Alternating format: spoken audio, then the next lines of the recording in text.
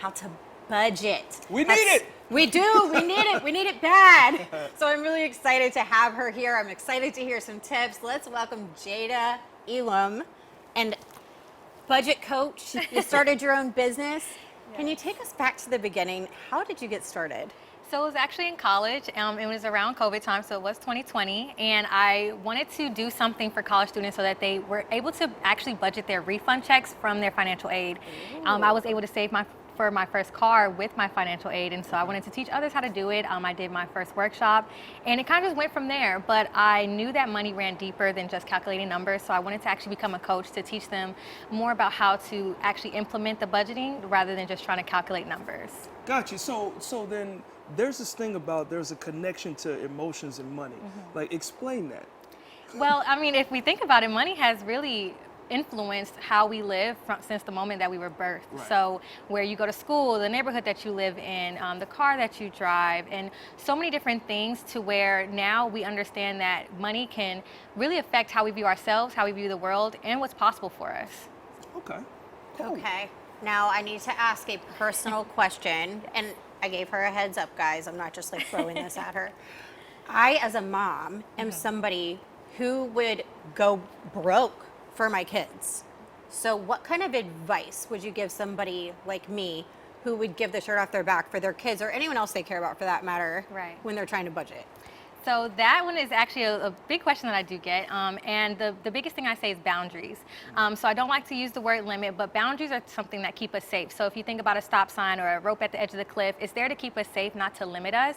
And so you really want to make sure that you set that boundary, and as you practice it, then you're able to have more creative ways to stay within that boundary over time. Okay. Ooh, So, okay. Yeah. So now that you have your boundaries set, let's get our boundaries set. You've got a board here. I see. Yes. That we've shown some images on the screen, but we got a whiteboard here. So can you demonstrate? Give us a course. mock budgeting lesson. I would love to. Teach me how to budget. Teach me how to budget. So here we actually have the 4 main categories of expenses, and I love to go through these with all of my clients because they really speak to every aspect of our life. So we have our living expenses here, and these are going to be things that are really connected to our bills and anything that with a due date that comes out of our account each month. And then we have our savings. And again, these are also in order of priority. So if you're budgeting, you want to make sure that you're working through this in order. So they're numbered 1 through 4. Okay. So we have the living expenses here. Savings is going to be next. And we have some examples here for emergencies, vacations, and annual expenses actually very important because things like car registration can come up, sneak up really fast, and Christmas. And so we really want to make sure that we have that in our savings. Another thing is going to be investment/debt. And so I have those grouped together in one because I like to have my clients focus on one before the other. Normally focusing on paying off their debt before they start investing, just so they're not pulling themselves down wealth-wise before they start trying to go up.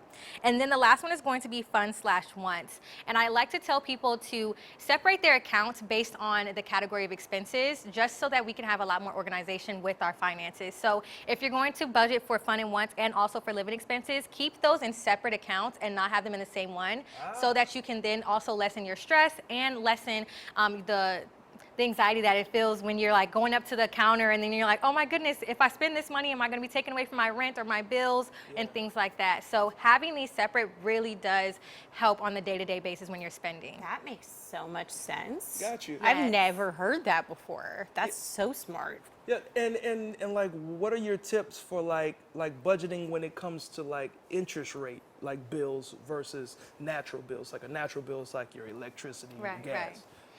So the bills like that, if you're referring to like variable bills that kind of go up and down and fluctuate, Okay. so I definitely go for the highest that it could possibly be. So Okay. if you have a variable income and your income is not necessarily fixed and you know exactly what you're getting every 2 weeks or week, I would definitely go with the lowest amount possible Okay. that you could get. And then when you're budgeting for variables that are, expenses that are actually can go from high to low, I would budget those high and actually estimate those. Okay. Yes, so the You reason can why. sit with us if you want. Oh, yes, of course. Thank you. I don't want you to feel like you need to Listen, stand up listen, for us. you don't No, need to you're keep standing fine. because now we get a little bit closer to understanding Yes. the tips. that we have to, so reiterate that last part again? So when you are budgeting for a variable income that can go high to low, I would definitely shoot for the low number when you're creating your budget. Right. And then when you're working with variable expenses that can go high or low, then I would go for the high. Okay. Just because you want to make sure that the lowest possible amount for income can cover the highest possible amount for your expense. It makes sense. Yes. It makes absolute That sense. definitely makes Yes. sense. Okay. I love it. Well, can you tell our viewers where they can find you and what all services you offer? Yes, so you can find me on Instagram at Greenline Planner. That's green like the number, like green like the color green, Yeah. line like a number line, and planner like a budget planner. That's my little spiel that I always say. And some of the services that I offer are one-on-one coaching.